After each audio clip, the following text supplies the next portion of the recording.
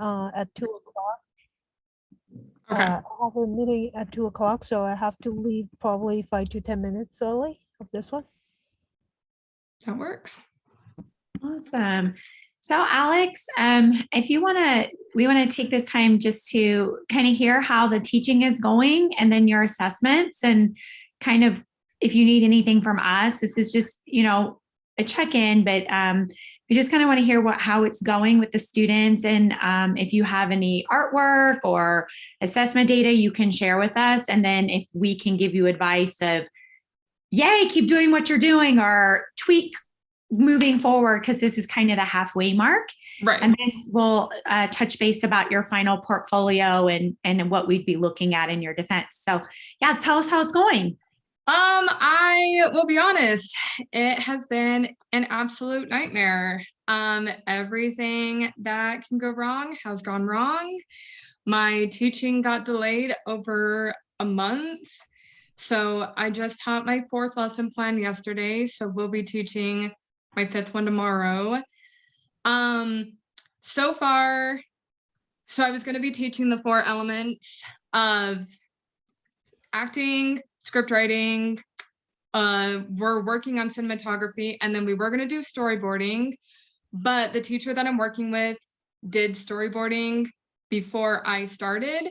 So she was hoping that, because before the end of the quarter, she needs to teach cinematography and directing.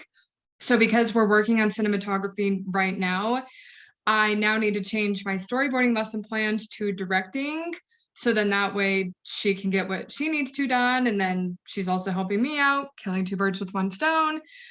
So far for assessments, for lesson plan 1, I had the trivia game that I played with the students to find out their prior knowledge to the elements that I was going to be talking about. And then I also had them do a Tableau activity. I had a rubric that I filled out while each group went up and presented their Tableau to the class.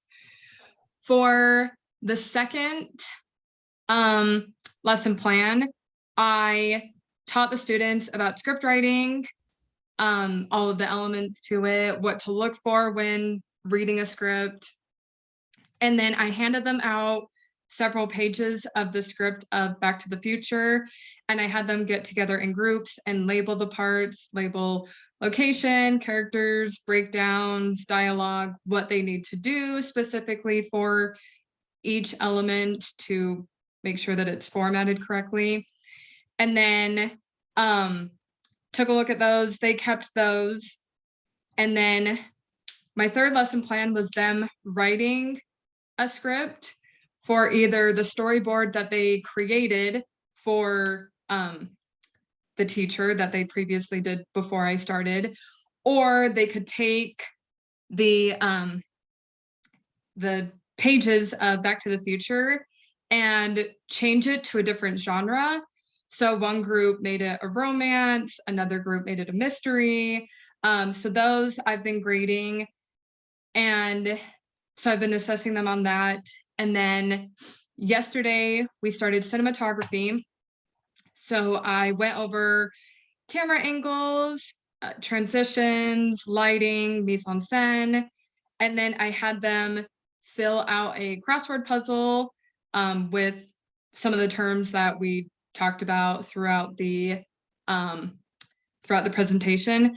And then tomorrow, so the teacher talked to me because she said that normally for cinematography, she has the students go around the school and do a photo scavenger hunt using the different camera angles. And actually that was the idea that I had first, but I didn't want to let the students loose in the school if the teacher wasn't okay with it. So that's why I came up with my plan B. But if it's her plan, I'm totally okay with that. So she sent me all the materials that she usually does. So then we'll be assessing the students on that tomorrow. And that's where I'm at so far.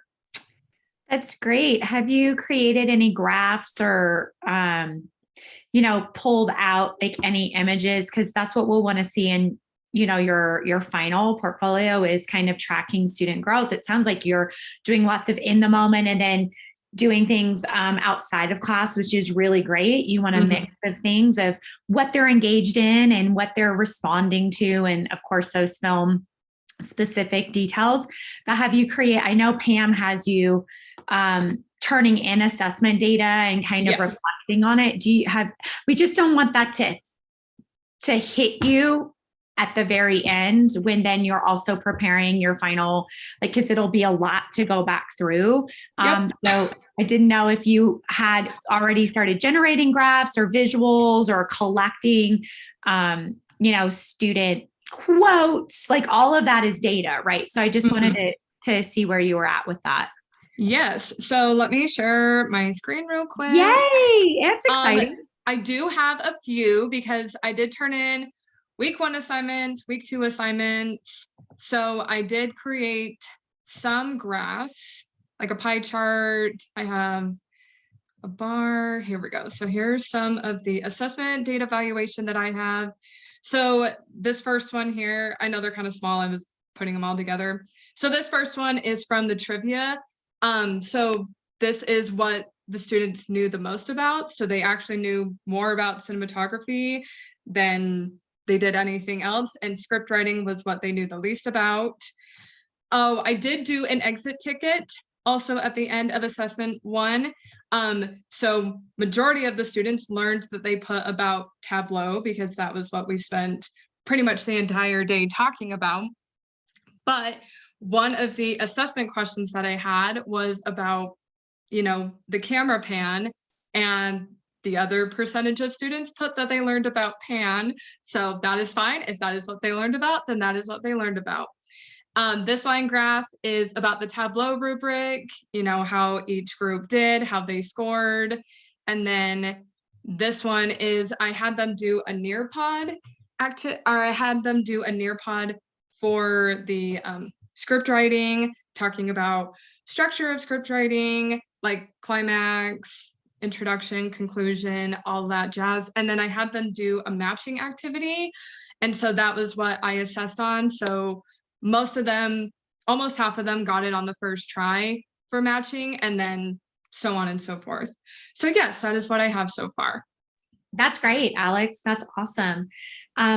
So yeah, I and this is right. You have a plan and then they're like, we already did storyboarding. Can you do something on directing? And that's just, teaching, or if after you do your first assessment and you think they're going to know most about acting, but then you're like, oh no, they don't really know anything about acting and they know a lot about cinematography, then you shift. So no, this is really good information, and just keep on top of that so it doesn't hit at the end. And I'll stop talking and let Leanne and Carrie ask questions, or if you need advice from the committee moving forward. But it sounds like you're back on track, and that are the kids liking it? Are they having fun? Are you building a rapport with them? I am. I also did a 3-2-1 with the students for, I believe it was at the end of lesson 2. So I had them write 3 things that they found interesting about script writing, 2 things that surprised them that they didn't already know, and then 1 way that they could utilize it. And so I was reading all of the students, and one student on the second part, which was what surprises you about this topic, he put that this class is actually really fun. And it made me cry because he thought that what I'm doing is fun. And I was like, thank you. So yes. That's great. And I love the 3-2-1. First of all, Dr. Rawlings would be very, very pleased because, he's kind of the assessment guru. And we talked a lot about that in the fall, and using a variety of things just to see what kids are responding to and what they're engaged with, and getting to student-centered learning. So I love that you're connecting it to life skills. Like, so we're doing this in film studies. What does this mean, right, for subjects outside of film or your real life or knowledge? So that's really great. So I will stop talking now and let Leanne and Carrie weigh in. Okay. Do you have any student work examples right now, or yes? Them? So I have some of the scripts that the students wrote. So here is one. So this is the group who took Back to the Future, and they redid it to make it a romance. So they changed Doc's name to Liv, and her car broke down. So she decided to steal the time machine DeLorean. And then at the very end, Marty asks Liv to marry him, and she says yes. So this is what one group did for their script writing. And then I've got others. Here's another group. Let's see, where's the Terry? This one. So this group, for their storyboard, they came up with this character named Terry.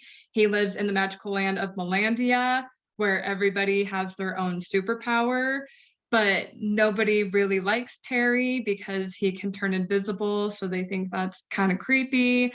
But then he ends up saving the village at the end, and so this was their script that they wrote for the storyboard that they had done for the teacher previously. That's really the only student work that I have so far. I mean, I have like their handwritten 3-2-1s, and then tomorrow I'll have their work that they do for the cinematography stuff. So yes. So so there are a lot actually modification because of the situations that you have been gone through. Will the final product or final project remain the same? One more time. So for the original plans, because you have encountered various obstacles here and there, will the final project remain the same at this point?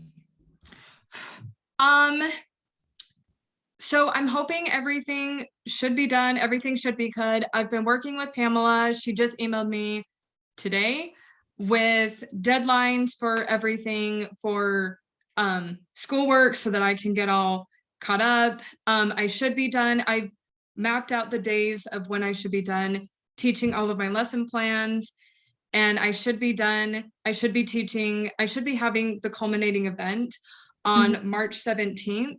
So I will have all of my teaching done by April 1st. And so then that way I can just focus on doing the portfolio, mock interviews, everything like that to do the exit interview and hopefully be able to graduate. Oh, great. Awesome. Thank you. Yes. Yeah, good job. Keeping it moving forward after all the obstacles that you just faced. Yes. I'm excited to hear that like you're getting some good progress and you've already got some data and student work. How are you feeling about like having to switch from storyboarding to directing? Are you feeling comfortable with coming up with that new lesson? Yes, I do. I mean, it's different. I'm not 100% sure about what to do for directing, but the teacher that I've been working with, she almost has like an entire curriculum. And so she's been helping me like, oh, this is what I usually do. And so then I've just been modifying it to then fit the criteria for what I need to do.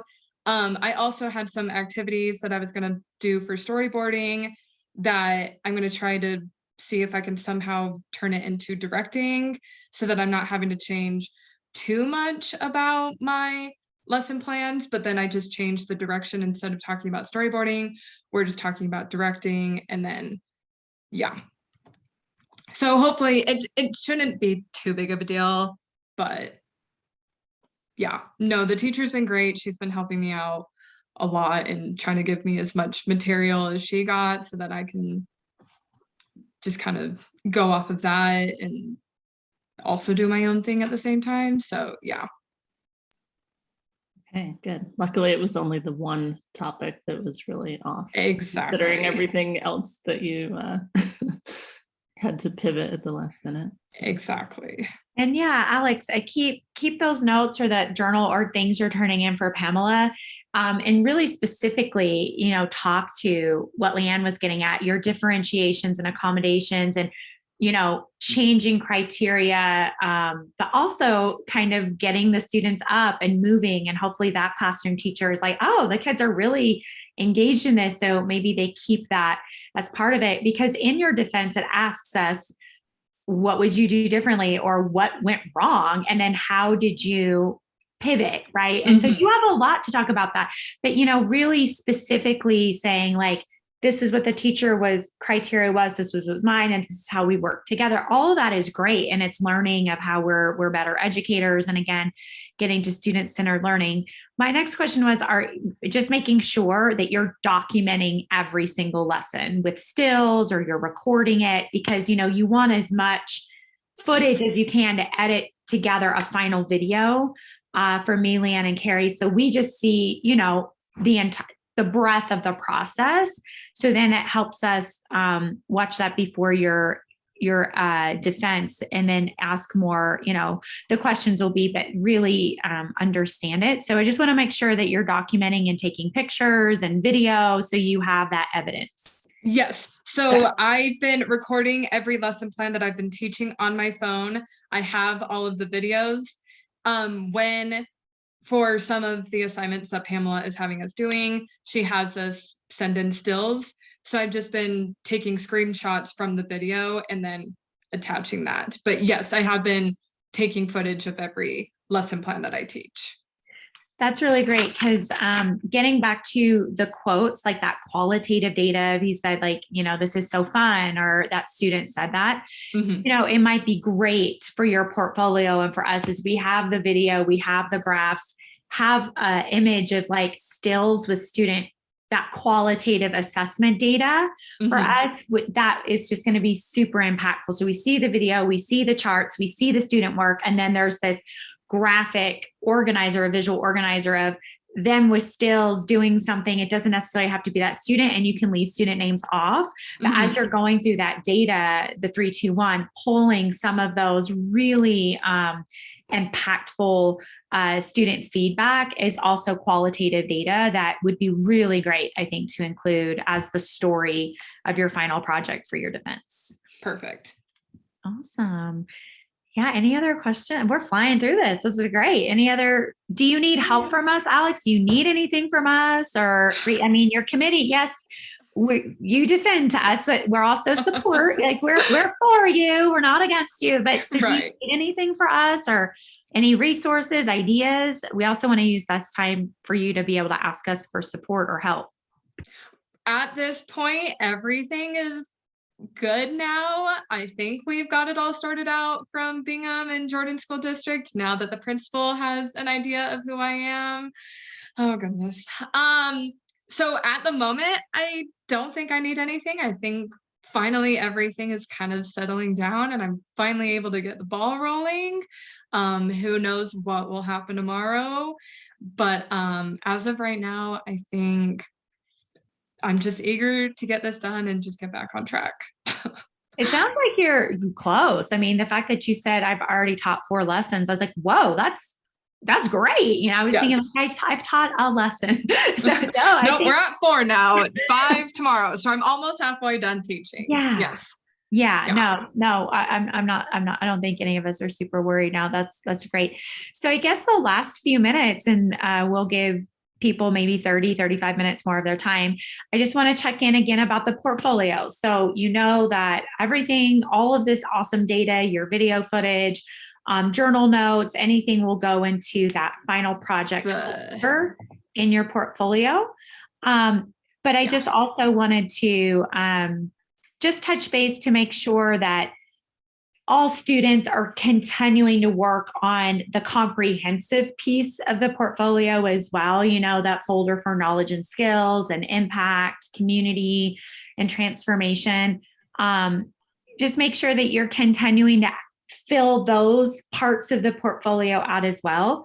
And keep returning to that summative portfolio rubric. So you don't know, Leanne is going to say, hey, that really cool artifact in community, tell me about it. And you've got to be prepared to tell Leanne about that artifact, why you placed it in community, and how it supports your graduate school teaching philosophy. So we just want, sometimes students put all of their assessment focus in their final project, and then we don't see assessment data. For example, if you put a lesson plan in community, and it's the lesson plan, but there's no stills of you teaching that lesson plan or video evidence of you teaching that lesson plan or any student learning, it kind of just makes the portfolio wonky. And so I'm just, like I said, I'm just making sure that everyone continues to work on the other pieces of their portfolio Mhm. and that you have all of those areas on the rubric covered. So just wanted to touch base about that.